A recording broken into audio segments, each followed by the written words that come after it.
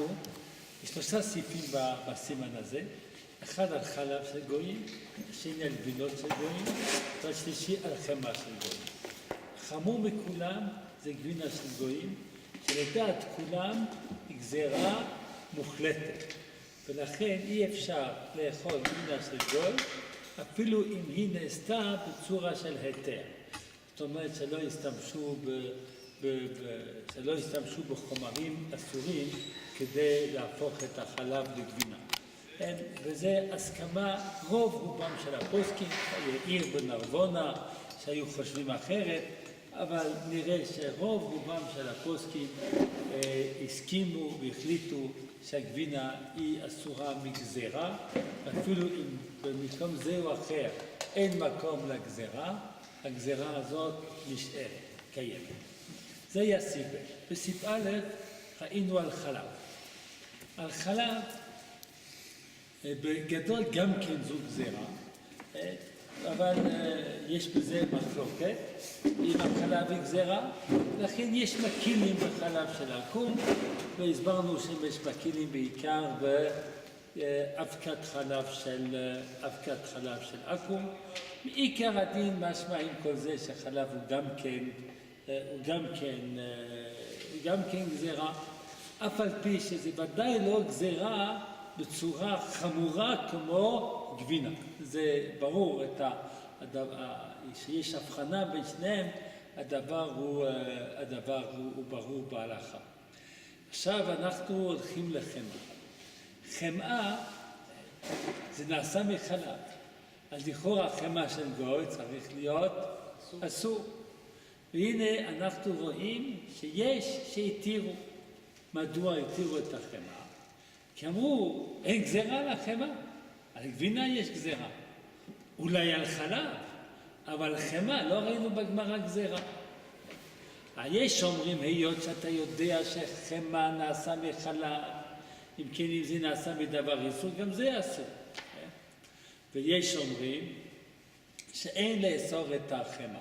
אנחנו נראה את הדברים בשולחן ערוך. החמאה של עובד כוכבים אין מוכיח לאנשי המקום שנוהגים בו היתר. מי שנוהג בו היתר, כי הוא חושב שאף על פי שזה בא מחלב, אז זה לא גזרו. ואם היו רוב בני המקום נוהגים איסור, אין לשנות. זה לכבד את מנהג המקום. במקום שאין נהג, אם בשלט שלחו צחצוחי החלב מותר. אני צריך פה להסביר. הסיבה לאסור את החמאה, מה שנאמר הוא ככה.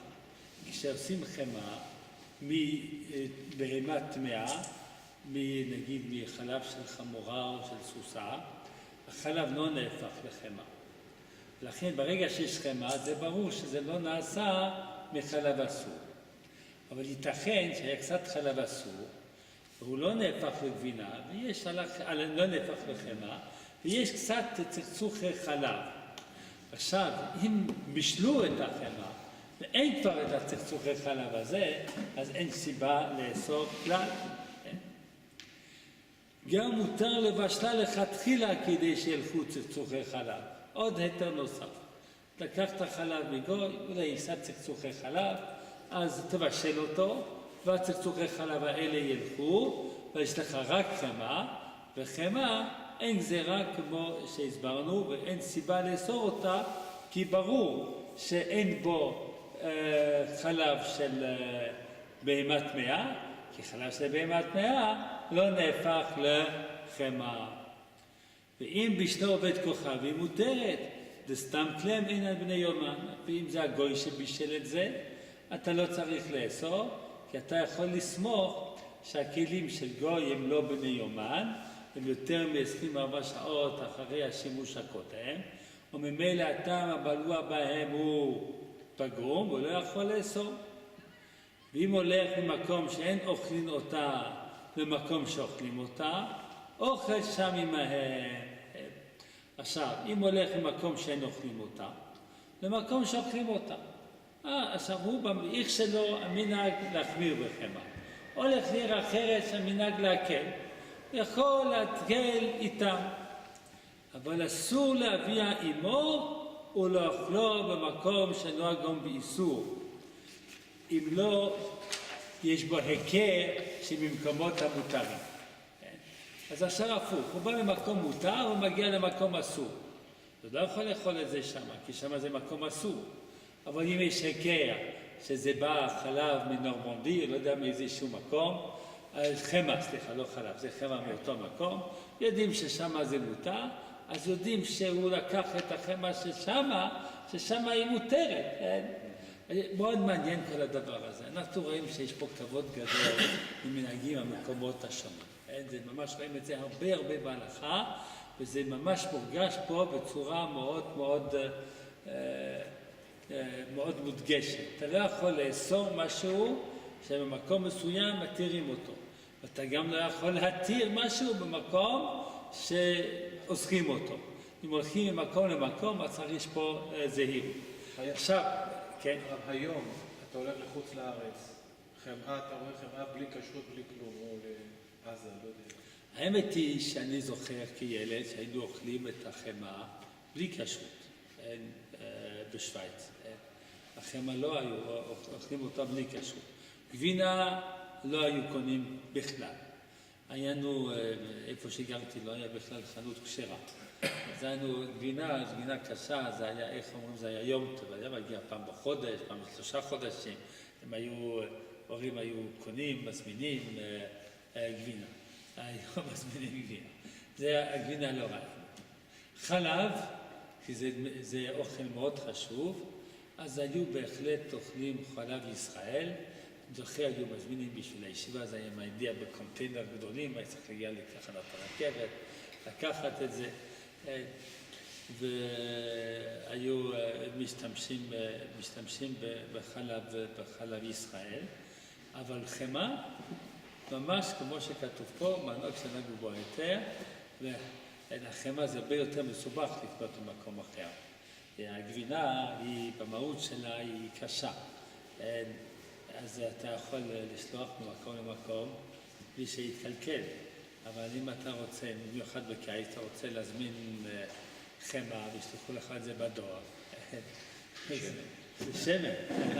זה שמן, כן. עכשיו שאלה. אתה יודע אם ככה אומרים את המילה, החמאה היא לא ארנה, כמו שסיכו אחו. העמיד. העמיד את הגבינה? העמיד. החמאה היא נמיד? מה? העמיד. נמיד. כן. אין בחמאה? אין מעמיד בחמאה? לא, אין מעמיד בחמאה. אני שמעתי שיש שומן גם. עכשיו, אתה פה מעלה שאלה מאוד נכונה, שוודאי אם אתה נמצא באיזשהו מקום, צריך עם אדום לדעת איך הדברים נעשים. זאת אומרת שבטח אצלנו בשוויץ עשו מחקר, יודעים שהחמאה נעשתה רק מחלב.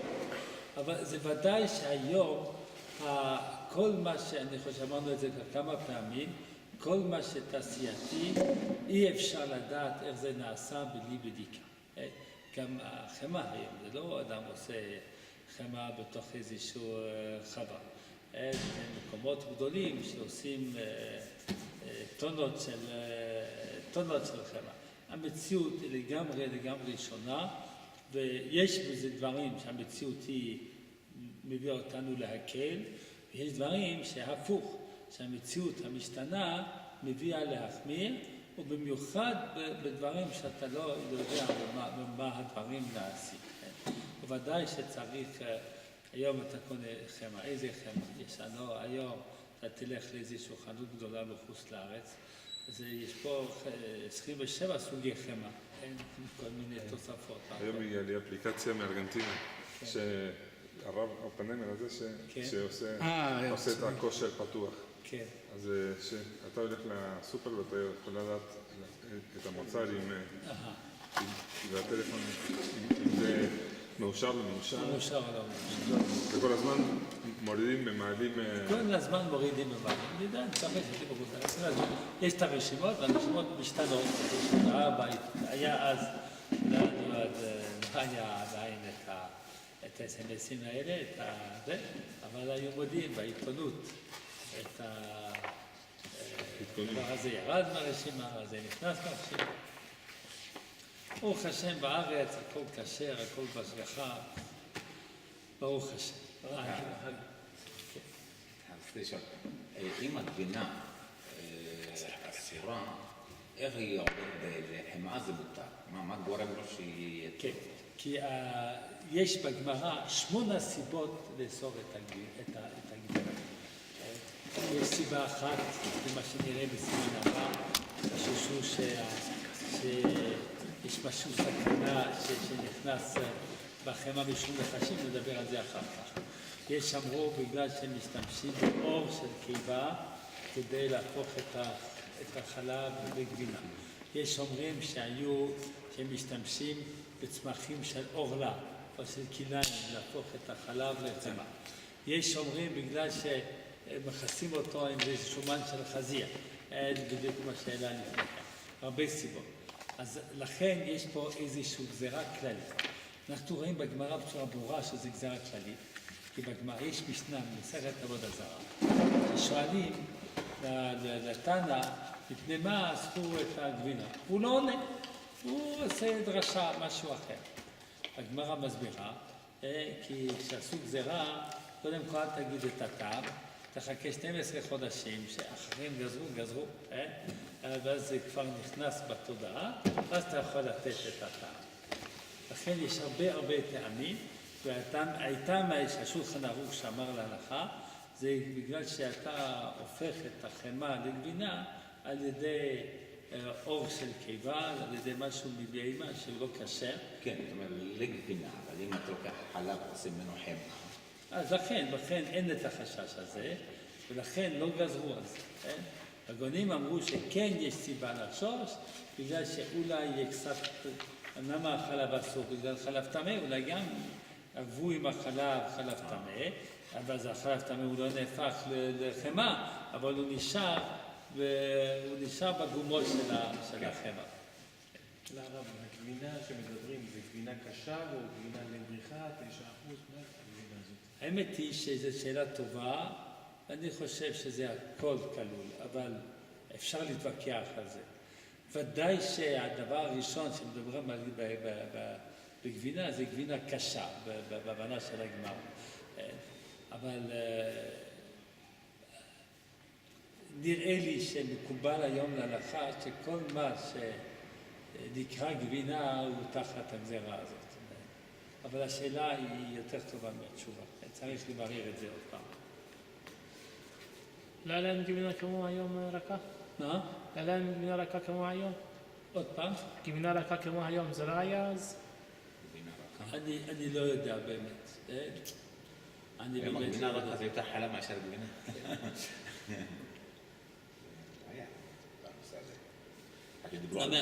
כדאי לבדוק את השאלה הזאת. אני אסתכל בפוסקים, בטח דיברו על זה, זה פשוט, זה הידיעה שלי, ונשתדל לבדוק את זה ולהביא מחר תשובה. אתה תזכיר לי ולחפש את התשובה לזה. אתה לא שוכח כלום. עכשיו, מה שאלה בדיוק? כן. אז המקום שנגעו בו היתר, המקום שנגעו בו איסור, אסור לאכלו שם. יש שומרים לדון אם הוא בא ממקום היתר למקום איסור, נמי אסורה, אפילו יש בו היכר והכי נהוג. יש מחמירים עוד יותר.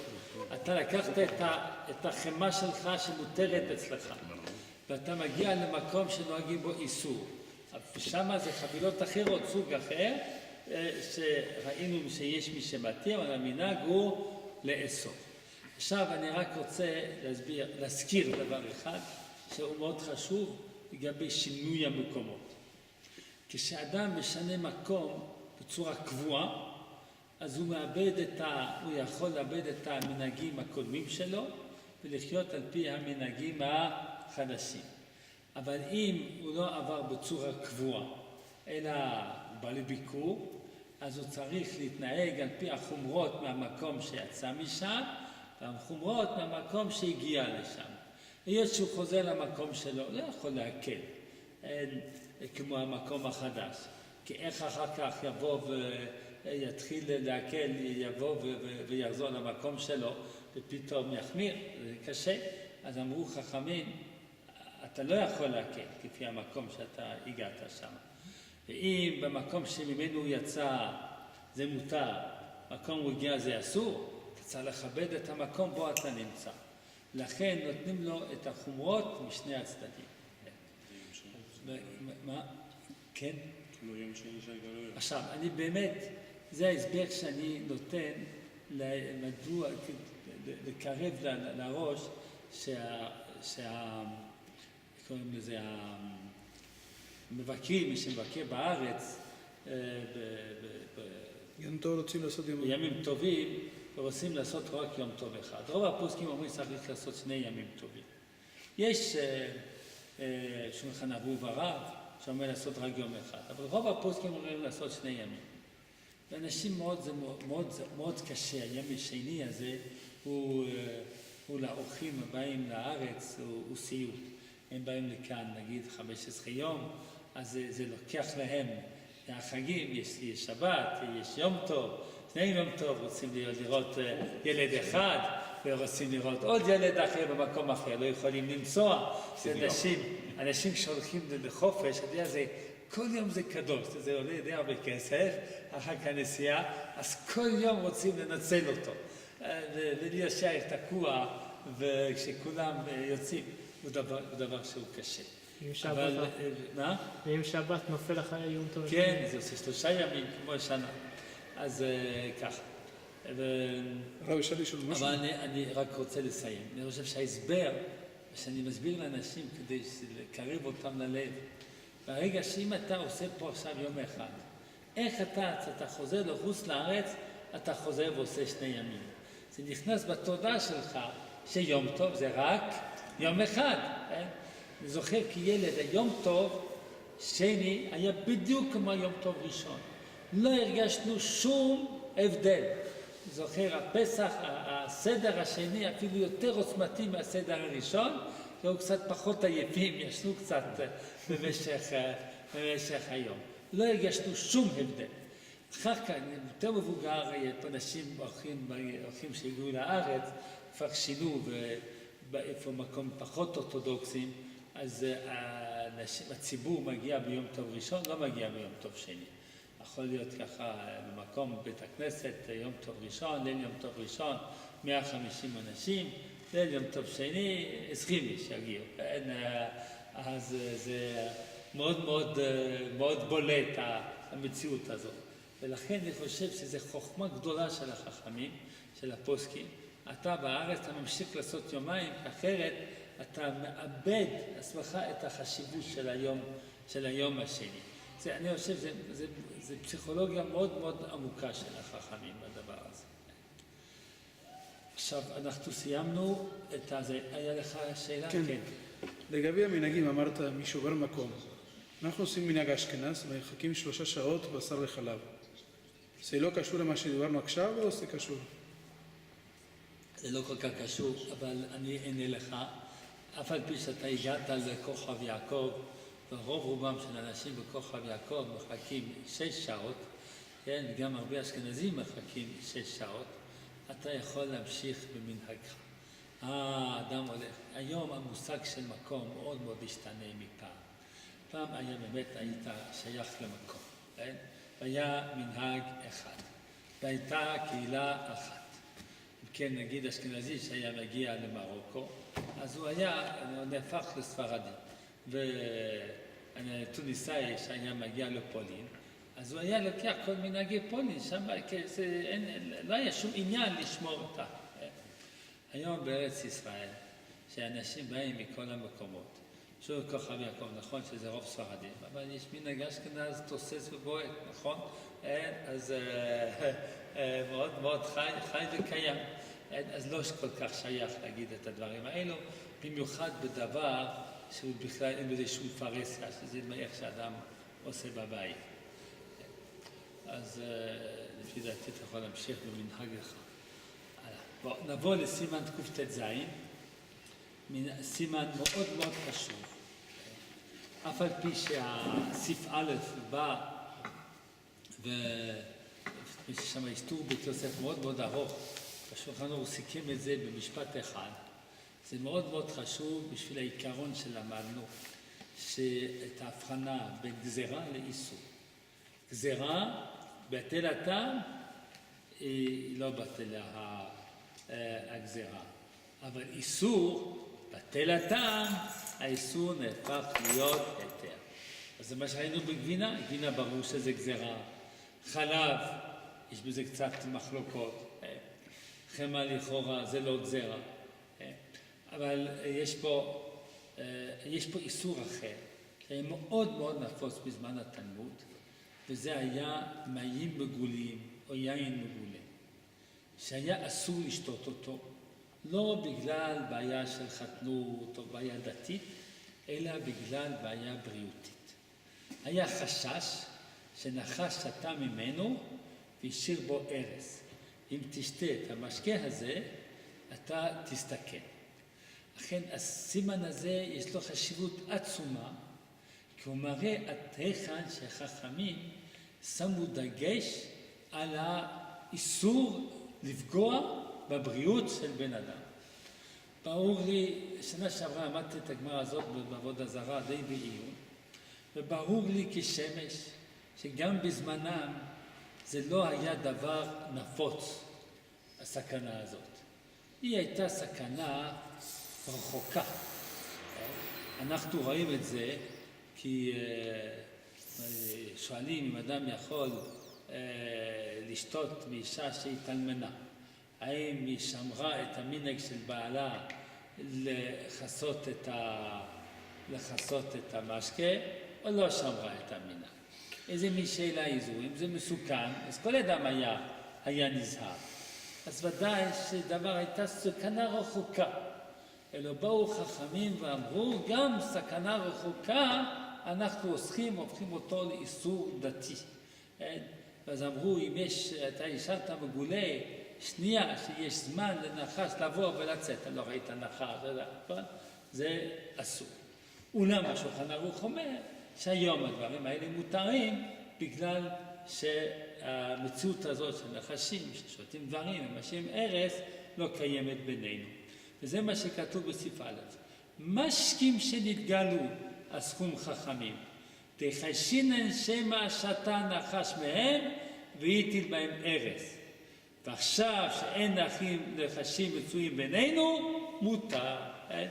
ברור כשמש, השולחן ערוך לא הרחיב יתר על המידה שלא יכולים לשנות איסורים כשהמצב משתנה.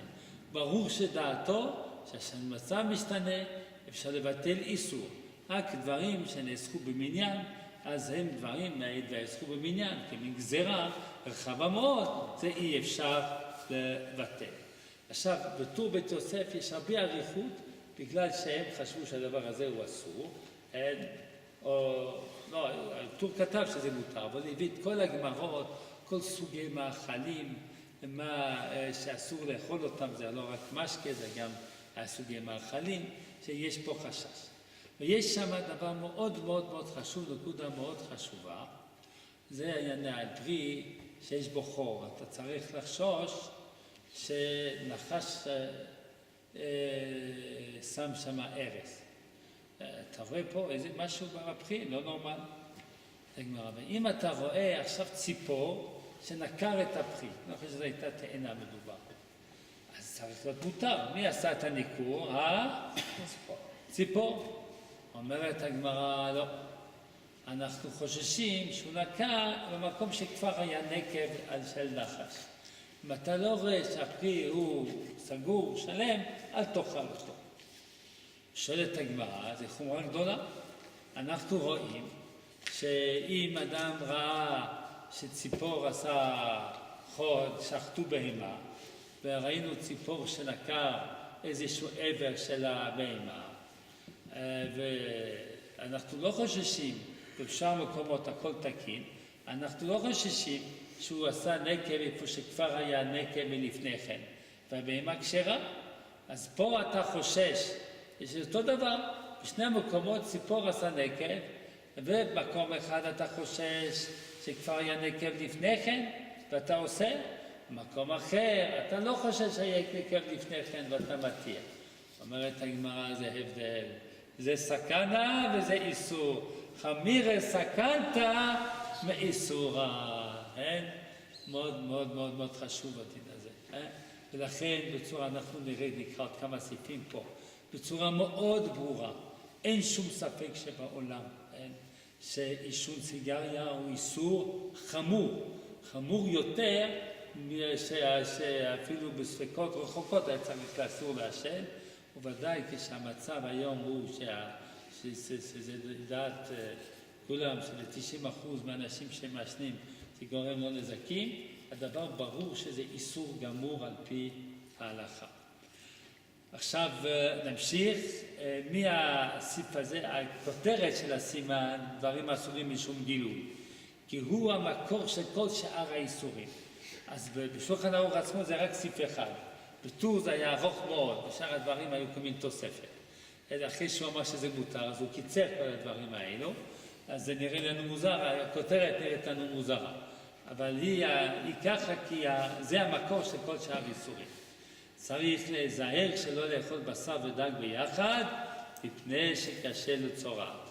יש איזושהי מחלה שכשאוכלים בשר ודגים ביחד, ולכן צריך להיזהר שלא לאכול ביחד. כנראה לא כתוב פה אסור, כנראה שהחומרה היא לא כזו גדולה, וכן אין לסלוט בשר עם דג, בריחה משום ריחה, שהריח של הבשר ייכנס בדג, וכן בצד השני, מיהו בדיעבד אינו אסור.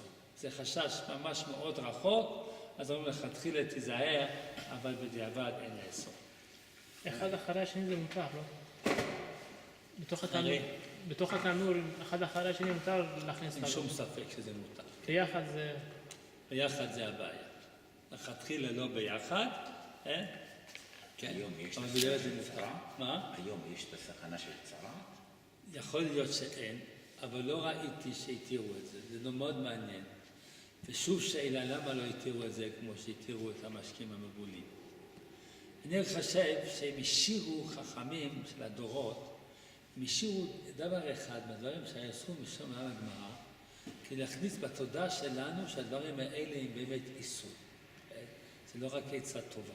צריך כלים שונים, ולחוץ את הפה, כמו שכתוב בסעיף ג', לחוץ ידיו בין בשר לדג, ויאכל פת, שרוי בינתיים כדי לחוץ פיו. ויש שאומרים, ואין לחוש לזה, רק כשמבשלם יחד, יש מקינים יותר, ואכלן, אבל אכלן זה אחר, זה אין לחוש. וכן נוהגים שלא לחוץ הפה ולא ידיים ביניהם, מכל מקום יש לאכול דבר ביניהם ולשתות, להביא קינוח והדחה. אז יש פה כל אחד לפי מנהגו, לעשות משהו בין בשר ודגים. אני לא ראיתי כתוב שאומרים שהיום לא צריך להיזהר לזה. נראה שההנהגה הזאת, לעשות הבחנה בין בשר ודגים, היא מאוד מאוד נכנסה בתודעה, ואין לשנות אותה.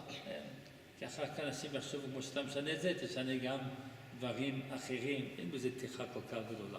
היום שנהגו קודם כל דגים ואחר כך בשר שגר עם בשר... מותר לעשות הפוך. מותר לעשות.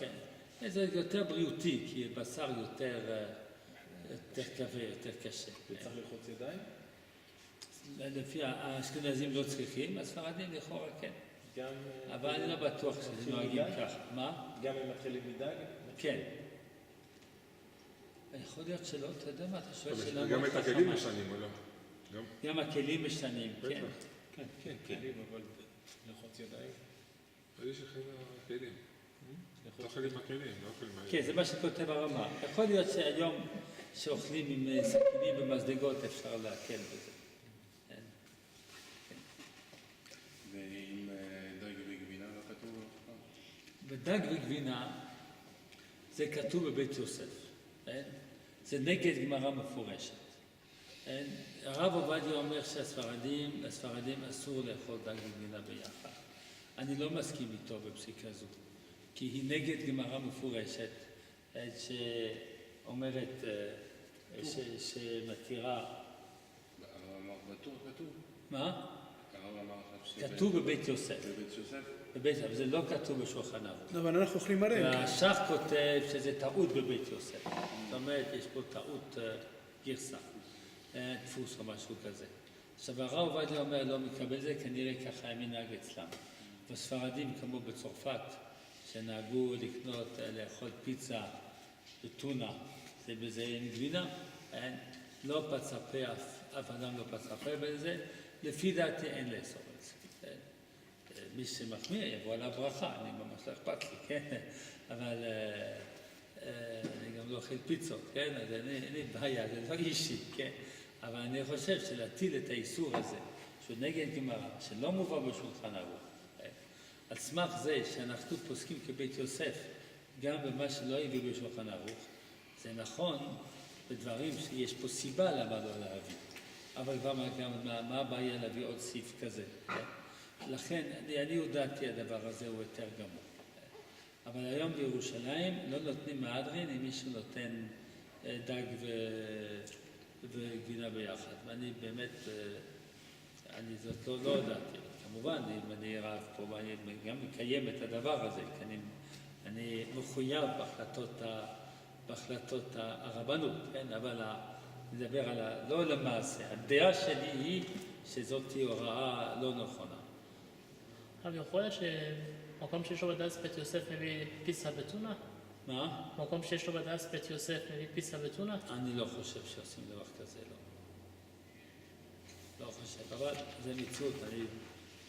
איפה שאני אף פעם לא קונה פיצות, אז קשה לי אין לי ידיעה. כשהייתי באיזה חנות, שכן טוענים שיש להם הכשר כזה, וגם יש להם תפריט פיצה עם טונה, אז זה קצת מוזר לי. כן. ארגנטינה קרים הסושי. בלי גבינה. בפיצה רגילה. אנשל.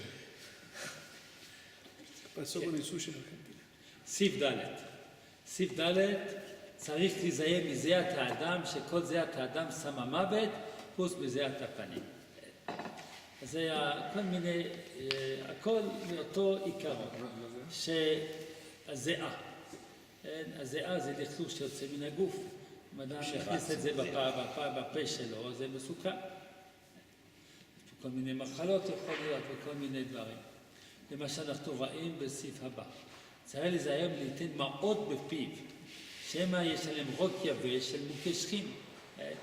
תשים בפה משהו שאנשים אחרים נוהגים בו, זה נורא מסוכן, כי יכול להיות שיש פה כל מיני זיהומים שנמצאים בזה, וזה יזהם אותך. לא ייתן את ההבנה של החכמים בענייני היגיינה, באירופה היו מאשימים את היהודים שהם היו מרעילים את הבארות ויורגים בהם. ומה זה היה ככה? כי היהודים, עליהם היגיינה בזכות התורה. ולכן כשהיה מגפה אז היה פוגע פחות ביהודים מהגויים. אז הגויים לקחו את זה כתירוץ, עושים היהודים שהיהודים הרעילו את הבארות. עם ישראל היה התקדם כמה וכמה פסיעות. אז יש פה כל מיני דברים, וייתן פס ידו תחת שחיו, שמנהג ידו במצורע או בסמרה. ולא ייתן כיכר לחם תחת השחי, מפני הזיעה. כל מיני דברים שאין לעשות אותם בגלל סכנה, שאנחנו נלמד את העיקרון. מה זה שחי? שחי זה כאן. בית השחי. את בית השחי, כן. ולא ייתן תבשיל ולא משקים תחת המיטה, מפני שהוא הרע שורה עליהם. אז הדבר הזה זה מאוד מעניין, בבית יוסף הוא מביא שהרמב"ם לא הביא את זה. זה כבר לא עניין של סכנה, זה עניין של רוע רע. הרמב"ם לא מאמין ברוע רע, גם אני לא מאמין ברוע רע. עכשיו, השולחן ערוך כן חשש לרוע רע, השורה מתחת למיטה ועשה. אמנם כותב הפתחי תשובה, שכל הדבר הזה לא רק פתחי תשובה, השח אני חושב, לא, זה הפתחי תשובה, הוא כותב שהדבר הוא אסור רק לכתחילה. בדיעבד הדבר הוא לא נאסר, אוכל לא נאסר.